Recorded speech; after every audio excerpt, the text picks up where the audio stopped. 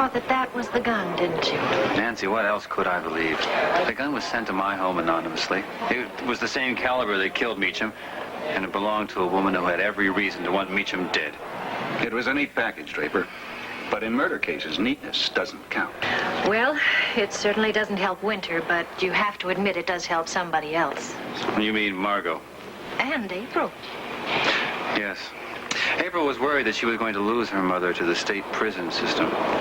It's going to be a long time before she forgives me for even thinking that Margo was guilty. Well, I admire your fighting spirit, Draper. I'm going to have to fight that much harder. I was really counting on that gun. Without it, it's going to be that much more difficult, Mike. Draper, what gun is that? Good morning, Winter. No, what were you just saying? Have they found the gun that killed Wade? No, Winter. They haven't found the gun.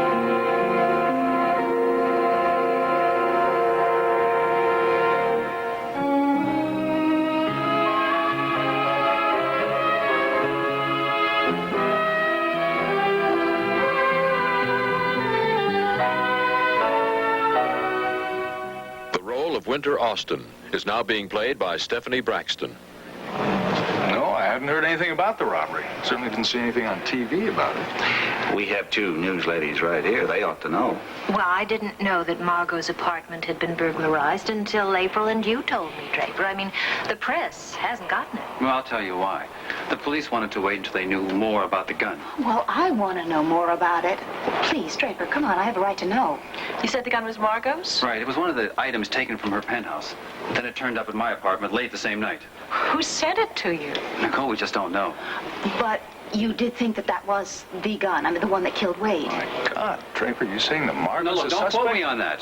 If I don't have a libel suit coming down on my head, I'll have April asking me to leave home. No, Draper just told us that the gun has no connection with the case at all. How do they know that? Well, the police ballistics report said that the gun was just fired a couple of times, probably for testing. Markings weren't even close.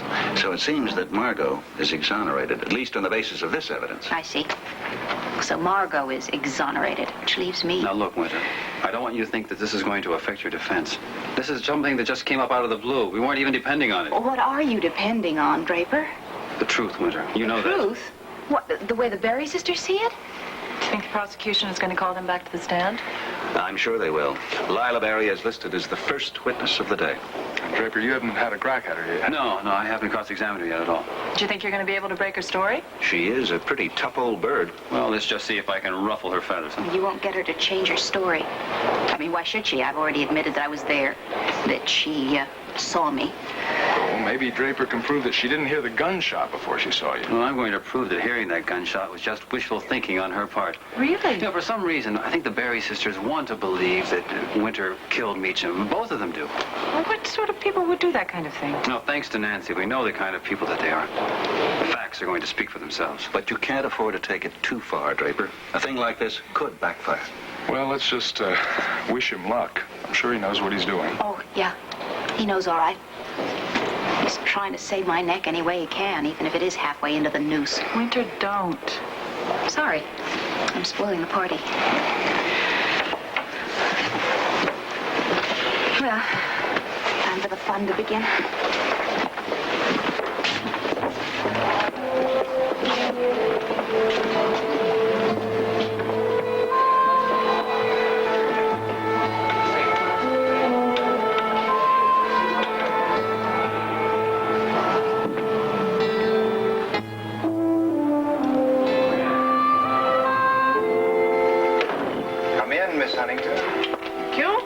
You remember my associate, Officer Saxon?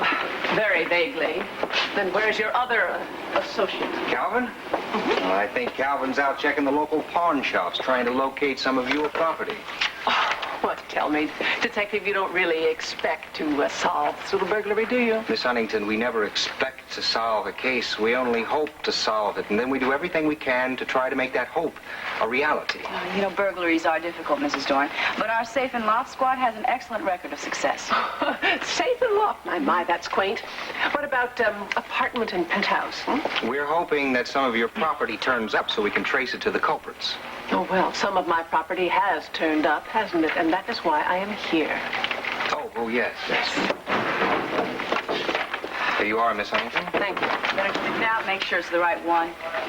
Oh, you two have such honest faces. I'm sure it's the right one. I'm afraid I'm going to have to ask you to sign this receipt. Oh, really? It's odd, isn't it? I mean, when the police department heard about my gun, they thought nothing of appropriating it, of testing it, of threatening not to give it back to me, all without signing a darn thing. I can promise you, Mrs. Dorn, that we didn't break any rules by sending your gun to ballistics. I'm sure that you didn't, officer. And I'm sorry you were disappointed. I mean, you were disappointed, weren't you? No, it wasn't a question of disappointment. Well, you are friends of Winter. As a matter of fact, we were her arresting officers. Maybe I should phrase it this way. You are very good friends with Draper. Now, look, we're friendly with both Draper and April. And Draper was the one that suggested you send that gun down to ballistics for testing, wasn't he? Well, Miss Huntington, it was the only logical thing to do. You know we did not find the gun that killed Wade Meacham, a .25 caliber pistol. Now, when one shows up mysteriously and at the doorstep of the man who's defending the accused, what the hell do you expect us to do? Ignore I would it? expect you to find out how that gun got there. Look, if we solve the robbery, we're going to get that answer, too, okay? Fine. And may I suggest you're not going to find your answers down at any pawn shops or any of those fencing establishments or whatever you call them. You're going to find the answer with the person who most wants to protect Winter Austin. Thank you for your advice, Miss Huntington. We may do just that. Oh, terrific. Only I have a feeling you're not going to try very hard. Wait a minute. I don't think you've tried very hard, have you? I beg your pardon. When you came in to tell us your story about your appointment with Wade Meacham the night he was killed, you didn't try very hard. Otherwise, you would have told us the whole truth. I told you everything that was important to the case. Oh, did you now? How come you didn't tell us about your phone conversation with Meacham? The one Raven Jameson overheard. That was you on the other end, wasn't it? Now listen to me, you two. I came here today to reclaim my property, not to answer a lot of stupid questions. And if you're so anxious to make an arrest, I strongly suggest you find the people who burglarized my apartment. Oh, and I have a very hot tip for you. I have a feeling they're right here in this building. Mrs. Dorn, if you're implying that the police engineered this break-in to obtain information illegally, I have something I'd like to say Really, to you. Detective? Fine. Well, if the law didn't engineer the little robbery, maybe the lawyer did.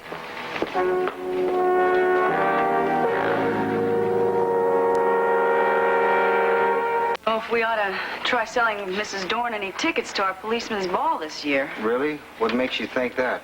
Well, I think you were a little rough on her, Steve. Me? Hey, I wasn't the only one that was jumping down her throat. I just didn't like the crack she made about us not trying too hard. You know, we just spent a 14-hour shift thanks to her burglary. Yeah. Huh. Did you dig the statement she made about the thieves being down here at headquarters? Well, you know what she was implying, don't you?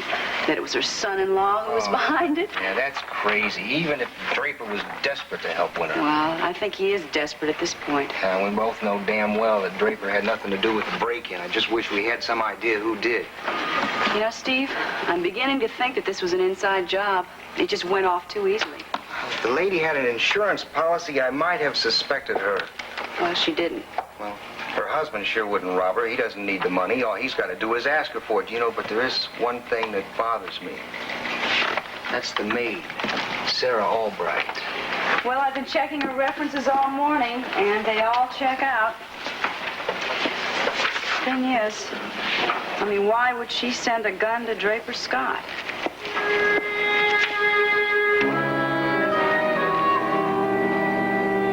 Mr. Larrabee, you're from Deerfield, Michigan. That's right. You're a salesman for the RDL Corporation. Yes, sir. You service several accounts here in Monticello.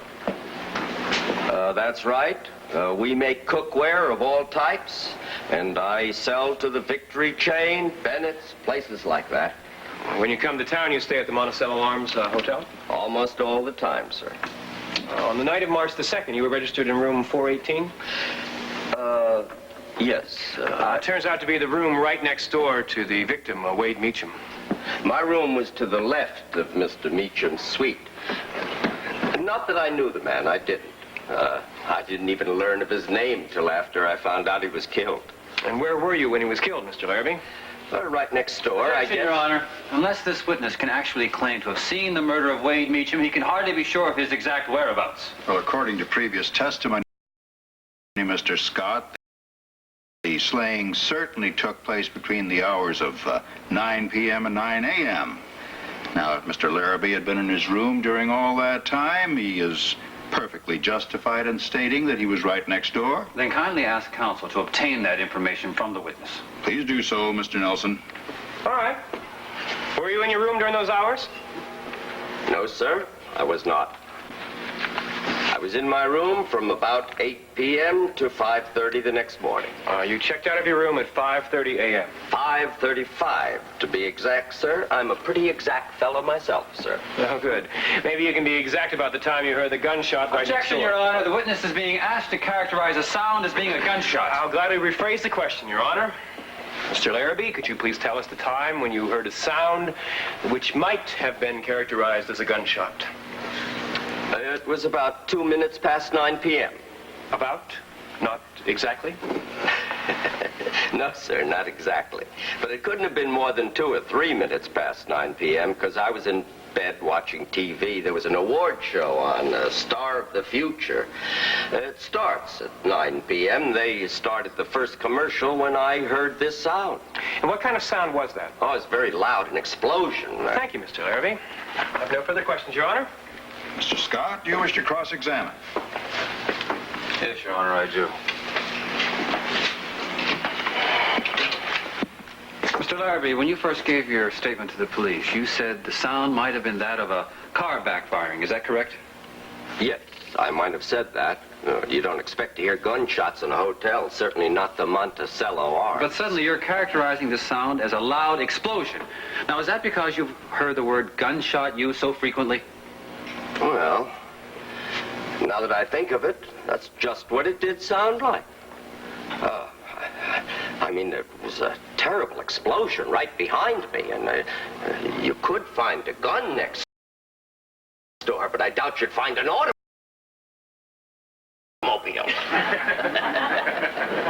All right, Mr. Larrabee. No further questions. You may step down, Mr. Larrabee. Yes.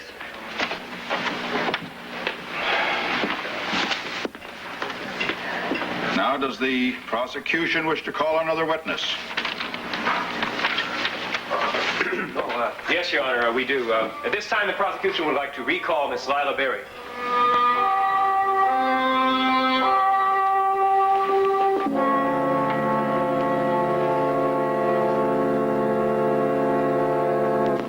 Miss Berry, you understand that you are still under oath from the previous testimony? I do, sir. Very well. Proceed, Mr. Nelson. Thank you, Your Honor. Miss Berry, it must be obvious to you, as it is to everyone else in this courtroom, that the statements which you and your sister made are the most important words heard in this entire testimony. Yes, I suppose so. And you realize that the future of the defendant depends upon the accuracy and veracity of those statements. I do. That's a grave responsibility. That's why I'd like to ask you to restate your testimony to make sure there's no error on your part and no misunderstanding by the jury. Now, if you have the slightest doubt in your mind that on the night of March the 2nd at 9 p.m., you and your sister heard a sounds which you characterize as gunshots. I'm absolutely certain. You're not sure it wasn't the sound of a car backfiring?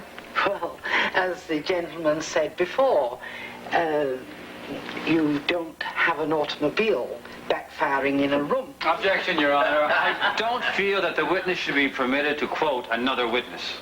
Doesn't seem out of order to me. I'll overrule. Thank you, Your Honor. Now, you heard a sound, and you and your sister opened your door to see if anyone else had responded to it. Yes, that's right. Now, can you tell me exactly what you saw? Objection, Your Honor. This testimony is already on record. Your Honor, it's because of the constant objections of the defense that there's confusion in this courtroom. Now, I respectfully submit that this witness be allowed to continue her testimony, restate it, and that the defense not interrupt. I'll allow it. The objection is overruled. Thank you. Go ahead, Miss Berry. We saw this woman come out of the room. She turned and looked at us, my sister and me, when she heard our door open. And then she went straight down the corridor and into the elevator. Now, Miss Berry, is the woman that you saw in the hallway present in this courtroom? Yes, she's sitting right there between her lawyers. You're sure that she is the woman? I'm absolutely certain. Well, she said so herself. Objection, Your Honor. I have no more questions, Your Honor. State your objection, Mr. Scott. I withdraw my objection, Your Honor. Very well. Do you wish to cross-examine the witness? I certainly do.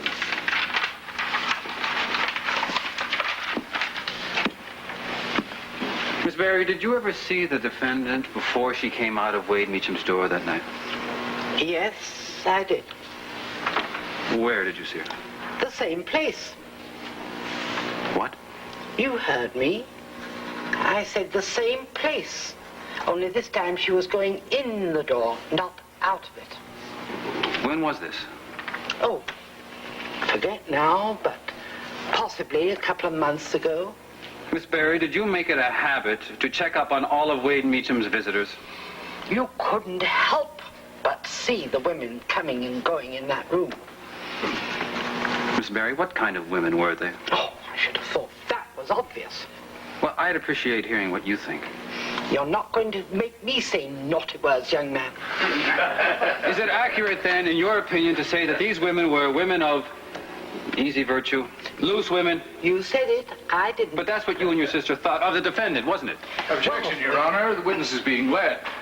I'll overrule. The witness will answer. Well, we had no reason to think that she was any different from any of the other women. I see. Miss Barry, is it true that you and your sister were involved in other homicide trials? Yes. In fact, you were the defendant, or excuse me, you were a witness against another defendant, a woman by the name of Velda Harrison. Yes. It was about 4 years ago.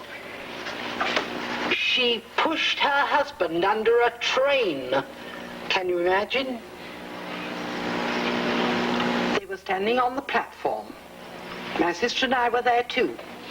They got into this argument about her boyfriend. Your Honor, we object. This subject is totally irrelevant.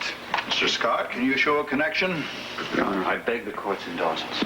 But there are certain things about these witnesses, about their past, that has a distinct bearing on the testimony we're hearing in this courtroom today. Well, I'll allow you to continue for a little while, Mr. Scott, but please remember that we're trying this case and no other. Yes, Your Honor. Proceed. Miss Barry, when you testified in the Harrison case, what was your opinion of the defendant? What kind of a question is that? She was a terrible woman. Why? Because she killed her husband? Yes. Isn't there another reason? You said that she was arguing about her boyfriend. So here we have a married woman with a lover. She is what you would define as a woman with loose morals, isn't she? Yes, she was. It all came out in court later. She was nothing but a tramp. What about Dee Walker? Who? Dee Walker, the other case in which you and your sister were the key witness. Dee Walker, who was serving 10 years for grand larceny. Oh, that... Dee Walker was a prostitute who robbed one of her clients of several $1,000s. The client was a resident in your hotel, I believe, Miss Barry, in Evanston, Illinois. In fact, it was your testimony which clinched the state's case against them, wasn't it? Well, what about it? Amy and I were only doing our duty. Some people have a very strange idea of what their duty is. And I think that... Your Honor, again, we object to the introduction of these totally irrelevant cases. I'll sustain the objection. Your Honor, please, allow me to ask one more question. I will be glad to show you the connection. The objection comes from the prosecution, Mr. Scott, and it's well taken. All right, we withdraw the objection. Miss Barry, do you recall testifying in yet another case in which the defendant was yet another woman of so-called loose morals, a hit-and-run case? Yes, but I don't see what it has to do with this case. So do I, Your Honor. Is your court in the habit of allowing lawyers to browbeat their witnesses? The prosecution insists that this line of questioning terminate immediately. You may not ask this witness about any previous cases. You will confine your questions to the current matter. Now, is that understood? Your Honor, I'm trying to show the court that these witnesses are hostile, that they are professional witnesses who specialize in attacking young women of whose morals they don't approve. Why should we approve of women like that? You don't approve of them, do you? Certainly not. In fact, you're only too glad to testify against them. It was our duty. It was your pleasure. Objection! Well, Your Honor, how could... You're sustained. Mr. Scott, you've been asked to change your line of questioning. Your Honor, I think the jury deserves to know the kind of people that are attempting to condemn this young lady to a life in prison. I think they should understand the motives of these witnesses, motives which have prejudiced their testimony. We are not prejudiced. We know the difference between right and wrong. It's a pity more people don't. But it's less wars and things. But you're conducting a war of your own. Miss Barry, I don't think it's a coincidence that you and your sister were involved in 3 major criminal cases, and in each case you are only too happy to dispense justice to women you consider immoral. Your Honor, the prosecution demands this entire testimony be stricken from the record. They were immoral, and so is she. And you want to make sure that this defendant is punished for her wickedness, don't you? Yes. It says in the Bible that the wicked shall be punished. And if we can help in God's work, we will.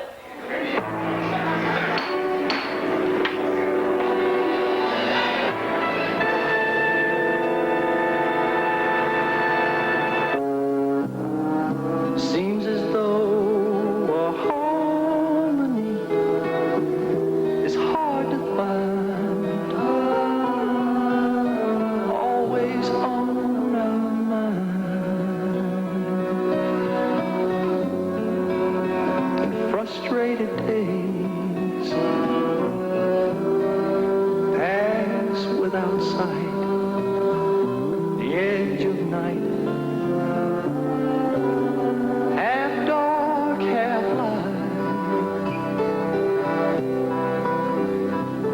As we watch our hearts